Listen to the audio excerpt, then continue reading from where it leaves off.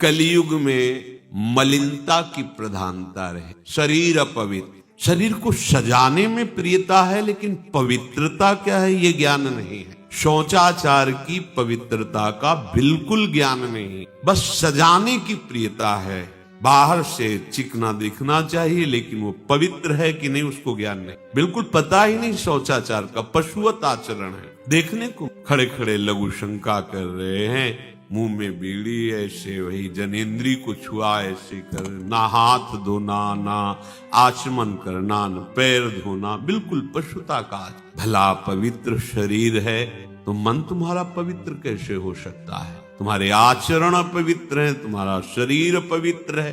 शौच गए वैसे ही, जैसे हाथ धोया उससे साबुन बस ऐसे निकल पड़े, कपड़ा वैसे सब अपवित्र, पूरे घर में वो पूरा घर अपवित्र। तो समझते हैं हम बहुत स्वच्छ, बहुत वीआईपी है। वीआईपी का मतलब बहुत अपवित्र हैं, उनको एक ज्ञान नहीं है। और एक रंग चढ़ा है नए समय में, जूता मोजा पहनकर भोजन पा रहे। देखो कैसी, अरे साधारण आदमी जिसको कोई शास्त्र से मतलब नहीं, किसान आदमी जो बैठ हाथ पैर धो करके पीढ़ा पे बैठ करके भोजन पाने जाए, इतनी पवित्रता तो हमने गांव में देखी है। बिल्कुल शास्त्र नहीं जानते, कुछ नहीं, पर भोजन पाना तो हाथ पैर धोए और लकड़ी के पीढ़ा में बैठ के और जय भगवान हाथ जोड़ करके जमीन पर बैठ के भोजन पाए। आज चाहे वो चमड़े का जूता हो, चाहे ध्यान रखना, चमड़े की बेल्ट पहनने वाला और चमड़े के जूता पहनने वाले को गौ हत्या का पाप लगता है। अगर वो इन पशुओं से जो चमड़े निकाल कर निर्माण किया जाता है, जूता बेल्ट आदि, ये जो गृहस्थी जन इनका प्रयोग करते हैं, तो उसे गौ हत्या का दंड मिलता है। क्योंकि आप पहनते हैं, उसमें आप सहयोगी हुए, आप उसको प्रोत्साहन बढ़ा रहे हैं गौ हत्या का। ये अब वही सब पहने, वही शौच में कपड़े पहने, वही भोजन में कपड़े पहने, साधना होगी, पवित्रता ही नहीं जानते। लघु शंका करने के बाद यदि आपने जनेन्द्री का प्रक्षालन नहीं किया, हाथ नहीं धोया, चरण नहीं धोए, आचमन नहीं किया, तो आप तो अपवित्र हैं। अरे लघु शंका की क्या है, शौच होने के बाद नहीं से विचार बिल्कुल शून्य हो गया है, बस शरीर आराम, पशु की तरह शरीर आराम। क्या शरीर आराम है? जब तुम्हारा शरीर अपवित्र है तो आचरण अपवित्र होंगे तो पाप बनेगा, पाप से तुम्हें शरीर को दुख भोगना पड़ेगा। बिल्कुल समझ खत्म होती चली जा रही।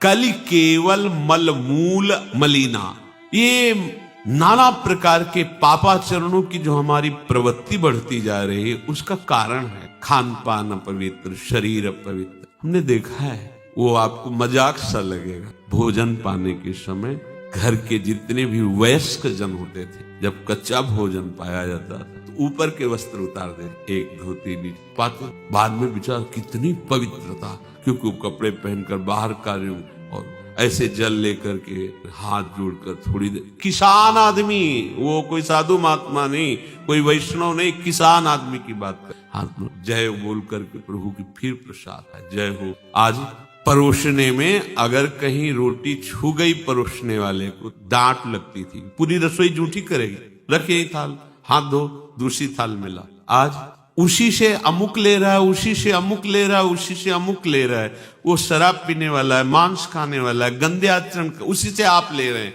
वो तो समाज में चलता है, समाज में तो समाज को लेके चलना ही पड़ेगा भाई।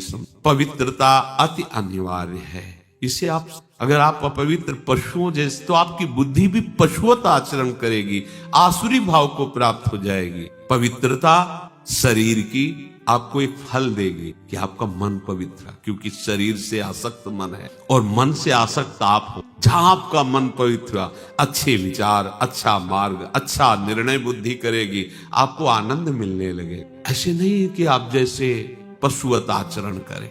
बड़ी अपवित्रता बढ़ रही है, अपवित्रता को तो कोई समझ ही नहीं रहा इस विषय को। कैसे कैसे, हमको तो ऐसा भी किन्होंने बताया कि कहीं कहीं ऐसा भी है कि शौच में पानी का ही प्रयोग नहीं होता हो, है? हाँ, टिश्यू पेपर कह रहे हो।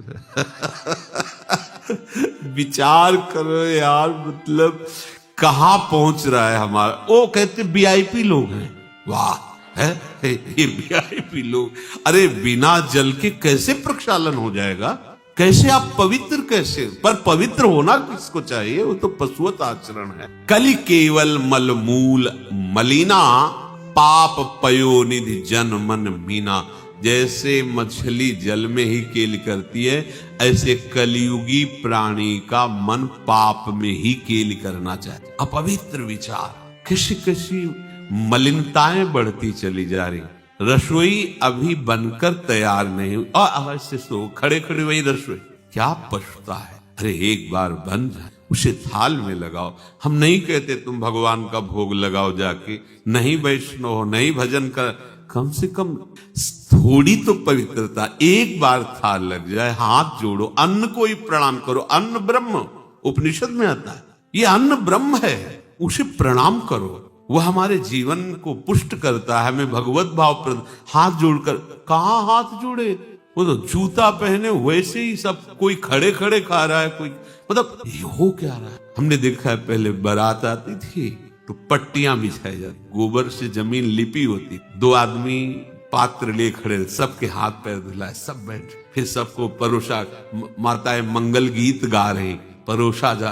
कितना पवित्र होता था। आज कोई ऐसा कमाई मिलेगा जो शराब न पिए हो, कोई ऐसा कमाई मिलेगा जो उद्दंडता न कर रहा। पशुता बढ़ रही ना। कैसे कल्याण का तो शब्द ही नहीं उनको कि कल्याण क्या, उनका यही कल्याण है, बस जनेन्द्री रसेंद्री की तृप्ति होती रहे, उतना ही वो सब कुछ समझते हैं। गोस्वामी जी कह रहे ये नाम काम तरु है, सब कामनाएं पूर्ण करने वाला है, और ये काल का भी काल है।